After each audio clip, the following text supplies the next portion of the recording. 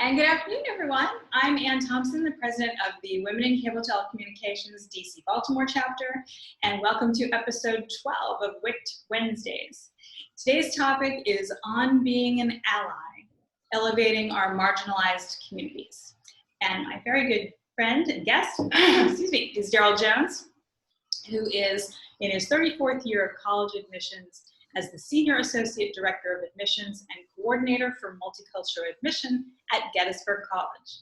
He is a member of the college's presidentially appointed Inclusion, Diversity, Equity, and Advancement Council. He's an annual facilitator, faculty member at the Garthwait Leadership Center Emerging Leaders Retreat. He is a frequent presenter at state and national association conferences and at public and private schools nationwide. And Darryl was featured in HBO's first episode of the show, We're Here. We're Here follows small-town residents as they are recruited and trained to participate in a one-night-only drag performance. In each episode, former RuPaul's Drag Race contestants Bob the Drag Queen, Eureka O'Hara, and Shangela Laquifa Wadley help prepare their drag daughters by teaching them how to step outside of their comfort zones. Welcome, Darryl. So I really liked how in the first episode, which featured yourself and two other local Gettysburgians, that the three of you represented three aspects of the LGBTQ community: self, family, and ally. Each of you spoke about two common themes in your stories: communication and understanding others. And you'd mentioned wanting to have this experience in order to step into another person's shoes. So how has this experience changed how you approach what you do for the community? You know, Ann, first, thanks for having me. I think what it did was make me take a deeper look at not just how to be an ally, but how to help others become allies. You know, it's one thing to care. It's another thing to care enough to teach others how to care and then to walk that journey together. I mean, honestly, I'm no expert. And as I mentioned in the Esquire magazine article that I sent to you, I took about 5 steps in those heels, and literally what didn't make it onto camera, thank goodness, is that I tumbled. Oh no. Yeah, it was pretty horrific. I literally thought I was going to be in the hospital. Oh, no. But in learning to understand, it's not just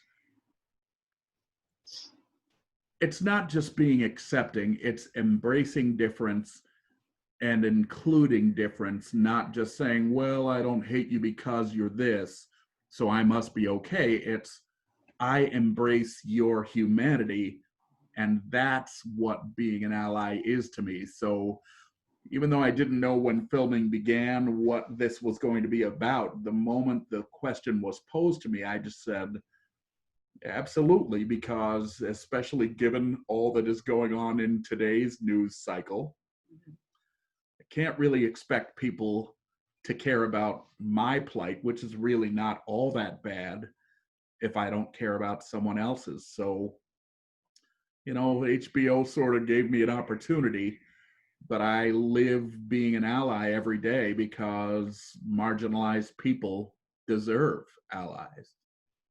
Absolutely. Absolutely. The episode was truly an emotional one, and I do have to say, we just watched the third episode, and I can't get through any of them without just breaking down and crying.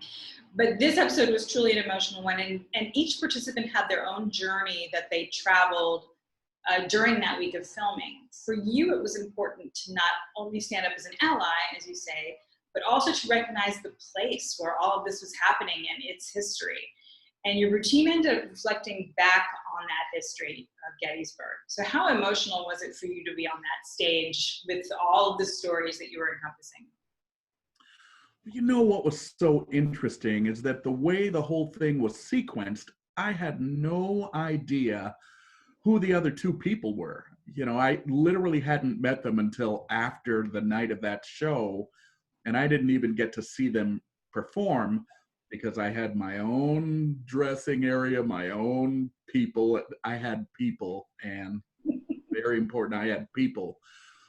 But when I heard their stories and was finally able to come down and say, wait a minute, it's not just about me trying to breathe in this corset, which is impossible, just so you know.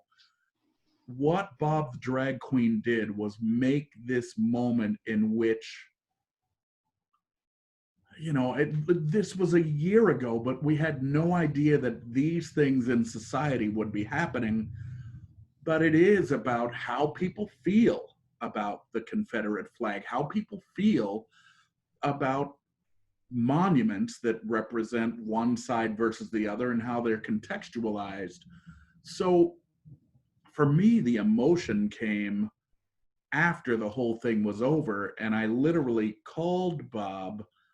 We had this national Instagram live thing, which was interesting, but when I understood finally the genius that Bob came up with about this, I just said, you've got to be kidding. And now, with all the things that are happening, my wife and I are just saying, some of the things that you've said and some of the things that others have said about acceptance, believing, being an ally, being kind to human beings, nobody had any idea how much they'd mean now. So it's almost becoming more emotional now because of what's happening in the world. Yeah, and the timing of it, absolutely. The turnout for the drag show at the conclusion of the episode was wonderful to see. Have you seen any shifts towards LGBTQ or other groups within the greater Gettysburg community since the show was filmed? I have, and what I've noticed, I'm sort of looking around as if I can see these businesses, even though I'm in my living room. But there are more businesses with a pride flag, more businesses that hire LGBTQIA plus students, more businesses that say, we embrace you, come here. And now, of course, it wasn't happening for the past several months, but I think there is more of an understanding, more pride, more acceptance, only because Hunter Zeitler's dad, the tough military guy, basically set this wonderful example that says, look, I'm, you know how tough I am, and I'm still pretty tough, but I love my son. And I'm setting the example that you can love somebody different from you as well. So for me, just seeing what kind of conversations people will have in Gettysburg about, learning how to manage someone in their lives who they just found out something that they suspected but didn't know, how to love them, how to embrace them, how to be kind. The things that I've seen have been more on the familial level with people, and that's been heartwarming. Last year in the summer, Gettysburg had a giant pride march that literally had several churches involved and community organizations and the mayor and a police escort and people of every age and background. And so it was sort of before last summer that Gettysburg had made a leap forward. And that's because of Chad Allen Carr and Corey Williams and Carl Held and a couple of other people who started the Gettysburg Pride movement, that we even got that far. But I think this show instilled a sense of pride in the town of Gettysburg, and it's made people more open to talking about it. That's really wonderful. I forgot to do a disclaimer at the top of our discussion. I did go to the rival school to Gettysburg College, Dickinson College, which is just about 30 minutes up the road and is in a similarly very small town. And the dichotomy between the college and the local community is really great, I think, in both towns. So I'm wondering, is the college doing anything to reach out to these communities? with the townspeople. Yeah, I mean, one of the things that we've been lucky with in Gettysburg is that the town does welcome, under normal circumstances, several million people per year. So there's almost always been this openness and acceptance of just people.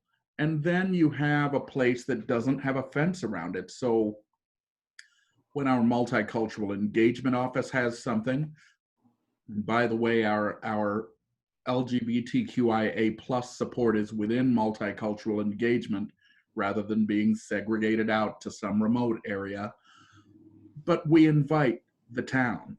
Or when there's a pride movement, the town recruits on Gettysburg's campus. Or when there's a joint event that can happen, it happens because literally the campus does not have a border that separates the town from itself. So, this phrase is a phrase that everybody's heard. Of course, we all have a long way to go, but Gettysburg, the town, and Gettysburg, the campus have always worked together in a cool way about civic issues. So just the fact that people have open conversations and that community events are advertised on the campus and campus events are advertised in the community free of charge.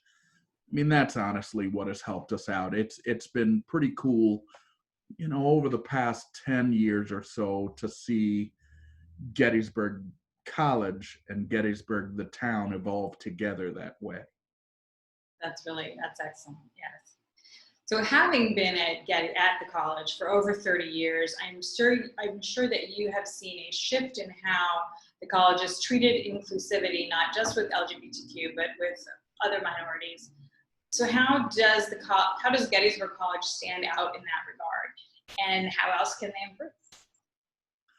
So one of the cool things that Gettysburg College does that I think every higher ed institution should do, maybe every corporation, is that everyone has to take basically an inventory that helps to uncover your biases, whatever they might be, about anything about a human who's different from you.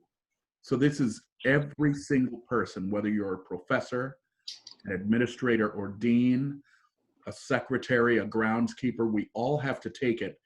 And part of that is that there is a follow-up with an intercultural, I call the person a coach who could be someone of any background, but who is trained to help you to learn about your biases and how to not let them interfere with how you perform your daily duties. So that was brought to us by Jean Arnold, who is our chief diversity officer, who's within the president's cabinet. And it's made a huge difference because now people really have to think, wait a minute, I didn't think that I was biased because I'm an African-American male. Well, you can still have biases. They just don't have to be toxic and interfere with how you treat people. So that has been a big, big piece of things. The second is our new president, who is in his first presidency. His name is Bob Giuliano, who came to us from Harvard. He's all about inclusion. He's not just one who talks about it, but he has students come into his office, whether they're gay or straight, bi or intersex, African-American, first generation, Latino, any of those others that might exist on campuses like Dickinson and Gettysburg and others that are highly selective, but historically have just served Caucasian people. He's not about saying, let's put together a committee and do a feasibility study and then look at the possibility of maybe doing something.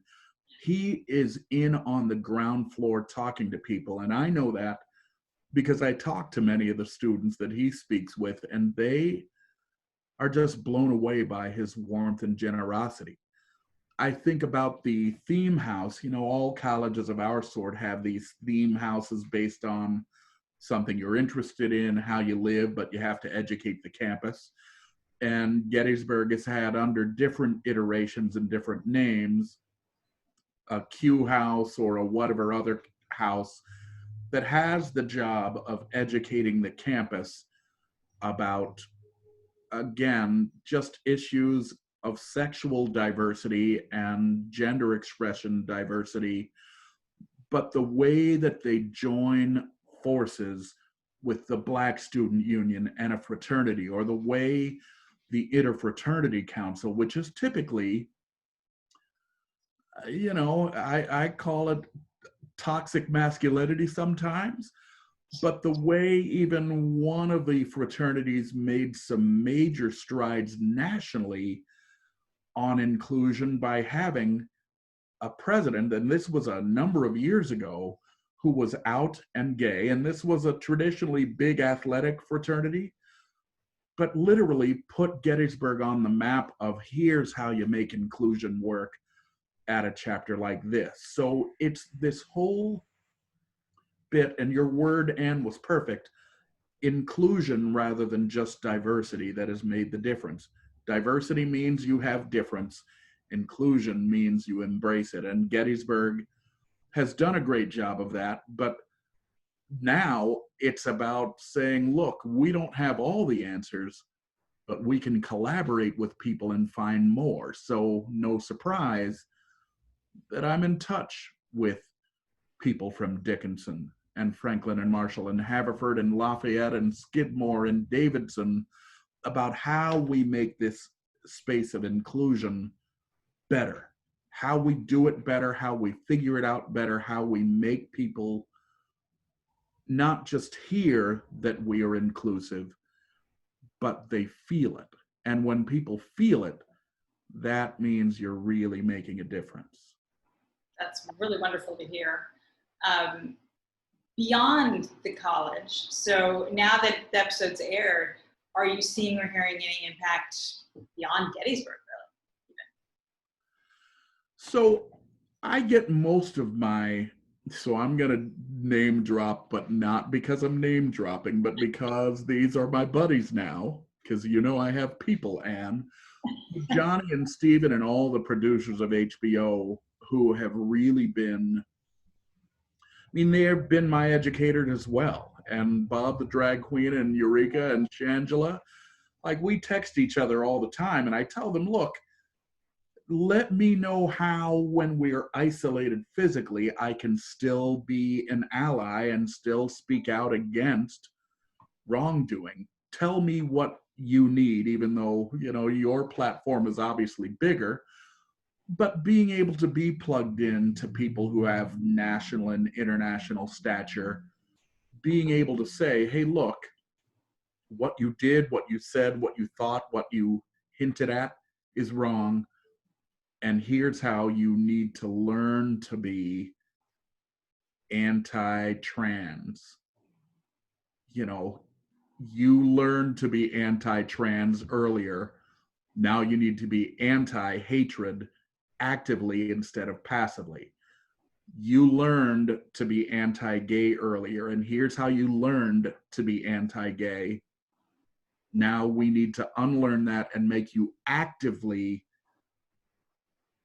someone who embraces difference. I look at the music industry, when artists are making money off of people's iTunes downloads, they're not going, oh, I'm not going to accept that one because that person's different from me. They take it. So what I see happening on a national scale is people are like, all money is green. I need to support places that support everyone. So, some of the bigger corporations that have given money to some things that others would consider to be biased, it's going to hurt them in the pocketbook. So I'm not going to mention those places now because I'm not going to give them airtime.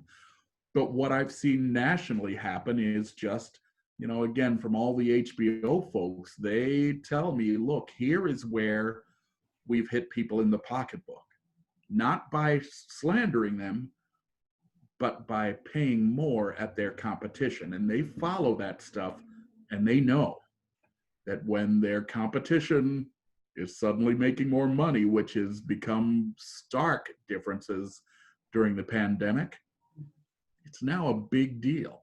So I just hope people keep it going after all this ends, whenever that is, because seeing the national scope and seeing what economic impact can happen when people band together, it's been pretty darn cool. Well, that's good to know. Good to know. All right, those are all of my questions. I'm going to open it up to the Zoom room. I'll think of a new name for the next season. So who yes, who has questions for Darryl? Anybody? Darryl, just a quick question. Well, it's probably not going to be a quick answer though, but you know, June has typically been, or typically is, Pride Month, and you know, there are no parades this year, and we're all inside and nobody's really able to celebrate like they normally would. But in the past, when there have been parades, you know, we get lots of corporations that come out and they either participate in the parades, or we at least see, you know, some of them change their logos to rainbow flag logo or things like that. And I've wondered in the past, you know, sometimes when you look at corporations, you think, well, are they doing that because it's Pride Month and it's what everybody does, or are they really embracing that community? And I think for now, June's been weird because Pride started, but then we also had everything going on with Black Lives Matter, and that's also come in now.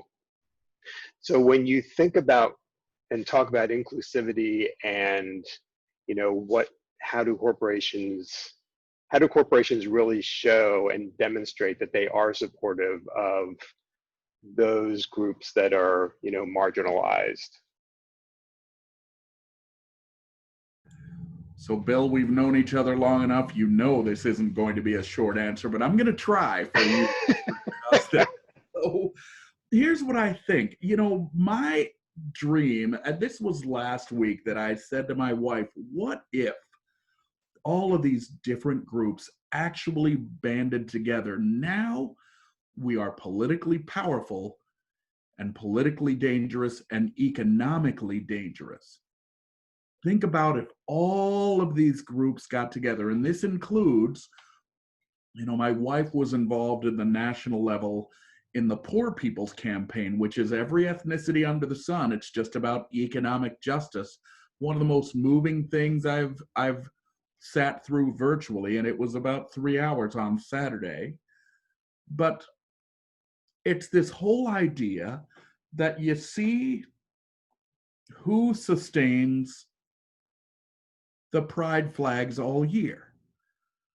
Who cares about Black Lives Matter all year? Because as we've said to people often, Black Lives Matter is just reminding you that Black lives do matter, because they haven't always mattered to everybody. Blue lives have always mattered. Other lives have always mattered. So if we can make it that pride matters, you know, of course, we'd have to have a society in which people are comfortable and safe psychologically and physically being out in whatever way they need to be. But also, I mean, this is totally crass. When money makes people do things for a year instead of a month, I mean, for the most shallow reasons, it at least motivates people's intentions to not be hateful. So, you know, when I look at things like different shoe companies, different clothing companies, the first company that showed a whole lot of diversity way back when that was the United Colors of Benetton. I'm not going to ask who remembers, but I know, I'm looking at you, Bill. I know, Ann. But think about it. That's when people said it doesn't have to be about my life or your lifestyle or my lifestyle. If we're together against hatred, we can inform each other about the biases we've experienced.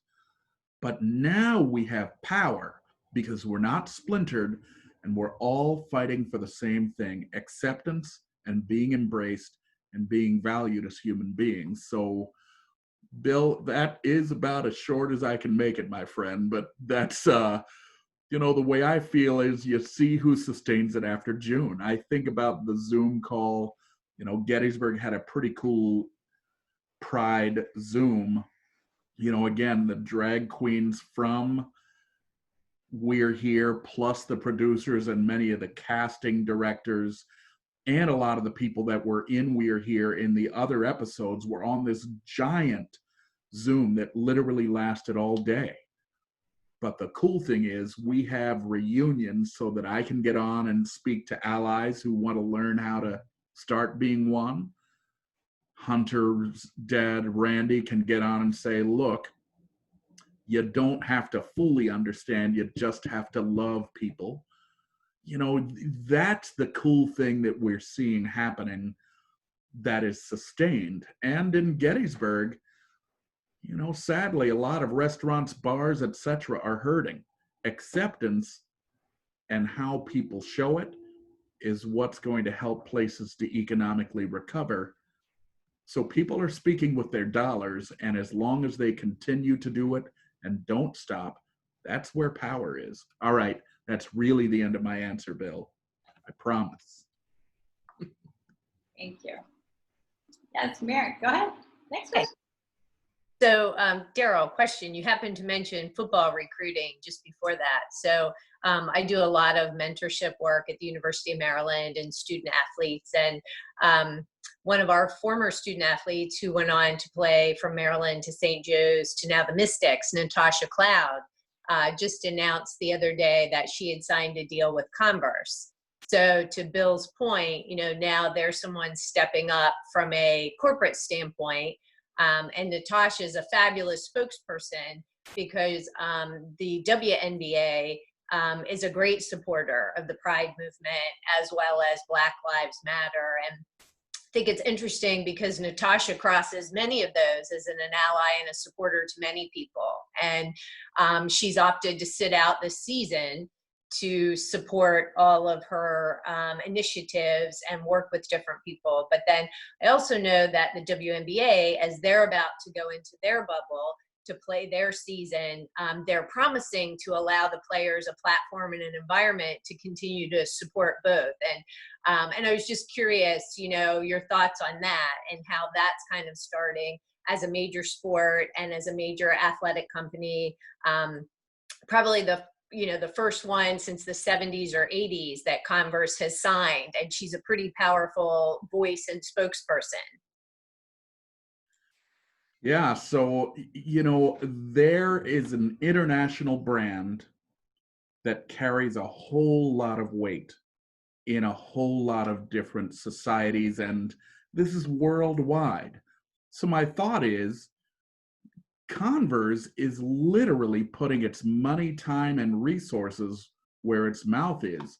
So the same way Nike did with Colin Kaepernick a few years ago, the same way I hope other corporations, I mean, you know, I just noticed it maybe over the past 2 or 3 years, but, you know, with my wife and me having a home here in Gettysburg and in suburban Chicago, I just, you know, I hate television because it's boring, but we've been noticing the number of same-sex couples in commercials for institutional brands, you know, the kind of brands that are the American as apple pie brands, the biracial couples that have appeared in these, again, big name brands, you know, to me, it's a thing of beauty because now it's not just a soup company or a food company or a car company or a mattress company doing it during a certain month. These are all year. So I think it's a beautiful thing, but it's almost that people saw that inclusion has made McDonald's, and this is not product placement, this is just me talking, but McDonald's got rich, you know, that ba-da-ba-ba-ba, I'm loving it thing, that was a Black History Month thing first, And then people said, wait, everybody likes this. Let's keep going. Or let's think about Apple and how they advertise to every culture in the world, or Nike, every culture in the world. So if Converse can do this and we can bridge the next thing, which to me is going beyond race, and now to diversity of sexual preference, gender expression, etc., that's when we're making strides. But people will follow a powerful leader for good and bad. So Converse is doing what it should be doing. And I can't wait to see who follows, especially again with these national super powerful brands that are literally willing to show two dads feeding their child soup, willing to show a biracial couple. That is what society should be. Darryl, first of all, thank you so much for joining us today. It's a real treat, and congratulations on your moments of fame with HBO, and continued best wishes at Gettysburg. And by the way, if you stick around long enough, I'm sure some people on this call can tell you about some television that's not boring. So happy to do that at any point in time. As we're talking about brands, though, on the flip side, I've been tracking a lot about how brands have been responding to the various crises. And while a number of these genuine initiatives, I think, have really hit pay dirt, there's been a fair amount of criticism about brands that rush into the marketplace feeling the desperate need to make a statement that in many cases does not comport with their behavior or doesn't really match up with the way they've positioned themselves in past years. That all kind of goes to the role of authenticity in being an ally. And there's a lot of conversation that's using the term authenticity now. I just wondered if you could reflect on that a little bit and talk about the role of authenticity in attempting to be an ally. And I guess what I'm asking is, if you say the right thing, does that win the battle? Or is there more to it than that? Do you think companies need to be authentic in how they behave? My gosh, you hit on the operative word, and that is authenticity. And it's, as I said to my friend Bill, your past record is your past record. You can't change that. Let's see if it's sustained past the media buzz, past the frenzy. If it is, then I'm a believer. So unfortunately, because of life circumstances, I'm a trained skeptic. And so I just say, all right, you're fired up about this now. You're making changes now. You're saying you're going to do these things now. Let's talk in a year from now to see if you're actually doing it. So, I would love to be more forgiving and say, oh my gosh, they really mean it. Starting now, I forgive, you forgive, we should all forgive them. But I am a believer that the stuff is just crass until you prove sustained caring and difference making. When your corporate structure, when your advertising, when your daily practices that aren't advertised but are researchable are different, now I'm convinced. So, you hit on the operative word and almost answered your own question. It is not that I'm equating them, but dogs and babies and other animals know an authentic person without that person uttering a word.